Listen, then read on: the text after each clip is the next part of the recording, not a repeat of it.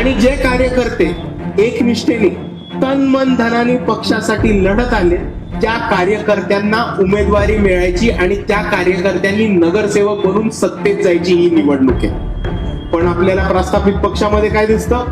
Ticket कोणाला मिळतं? प्रस्थापिताला, प्रस्थापिताच्या पोराला, प्रस्थापिताच्या कार्यकर्त्याला, पैसेवाल्याला, मटका सट्टावाल्याला, ड्रग्सचे धंदे करणाऱ्याला, दारूचे अड्डे चालवणाऱ्या आणि तमाम गुंड्याला.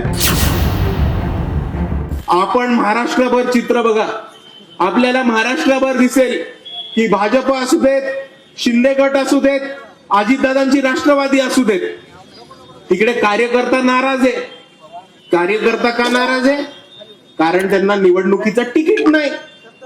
तुम्ही सोशल मीडिया बघा, युट्यूब वर जाऊन बघा, इंस्टाग्राम वर जाऊन बघा, फेसबुक वर जाऊन बघा, कोणताही व्हिडिओ बघा, तुम्हाला महाराष्ट्रभर एकच चित्र दिसतं की कार्यकर्त्यांनी भाजपच्या आमदाराची गाडी अडवली, काही लोक शिंदेच्या आमदाराची गाडी फोडायला गेले, अजितदादांच्या घरासमोर नाराज उमेदवारांची मोठी गर्दी, कोणतरी कोपऱ्यात रडत बसले, कोणतरी स्वतःला गळफास घेऊन जायला निघाले, कोणतरी इकडे आमदार खासदारांच्या गाड्या फोडायला निघाले. आणि दुसऱ्या बाजूला मी आत्ताच इकडे येताना सोलापूर वरती प्रचार करून आलो. सोलापूरमध्ये तर मर्डर पर्यंत विषय गेलाय तिकीट न मिळाल्यावर. आणि आपण एक समजून घ्या की स्थानिक स्वराज्य संस्थेच्या निवडणूक आहेत. जे कार्यकर्ते पक्षाचं काम करतात, जे कार्यकर्ते पक्षाची भूमिका राबवतात आणि जे कार्यकर्ते एकनिष्ठेने तन मन धनाने पक्षासाठी लढत आले त्या कार्यकर्त्यांना उमेदवारी मिळायची आणि त्या कार्यकर्त्यांनी नगरसेवक बनून सत्तेत जायची ही निवडणूक आहे. पण आपल्याला प्रस्थापित पक्षामध्ये काय दिसतं? तिकीट कोणाला मिळतं? प्रस्थापिताला, प्रस्थापिताच्या पोराला, प्रस्थापिताच्या कार्यकर्त्याला, पैसेवाल्याला, मटका सट्टावाल्याला, ड्रग्सचे धंदे करणाऱ्याला, दारूचे अड्डे चालवणाऱ्या आणि तमाम गुंड्याला. आणि मित्रांनो, ही गोष्ट जी होतीये ती अतिशय चुकीची आहे. आणि म्हणून मला भाजप, राष्ट्रवादी आणि शिंदे सेनेच्या कार्यकर्त्यांना सांगायचंय की भावांनो, तुम्ही डोळे उघडा आणि हे समजून घ्या की ह्या निवडणुकीत तुमचा गेम केलेला आहे तुमच्याच पक्षाने. तुम्ही इतके वर्ष पक्षासाठी काम केलं, तुम्ही इतके वर्ष पक्ष मोठा वाढवायला काम केलं, पोलिसांच्या काठ्या खाल्ल्या, अंगावरती कोर्ट केसेस घेतले, जेलमध्ये गेलात, आंदोलनं केली, आणि जेव्हा तुम्हाला तुमच्या मेहनतीचं फेळ मिळणार होतं तेव्हा कोणतरी आमदाराला एक पेटी दिली, कोणीतरी खासदाराला एक खोका दिला आणि तुमचं तिकीट हातातनं निघून गेलं. आणि हे जे दृश्य दिसतंय त्याच्या 100% अपोजिट, 100% उलट दृश्य तुम्हाला कुठे दिसेल तर ते वंचित बहुजन आघाडीमध्ये. कारण हा कार्यकर्त्यांचा पक्ष, तळागाळातल्या कार्यकर्त्यांचा पक्ष आहे.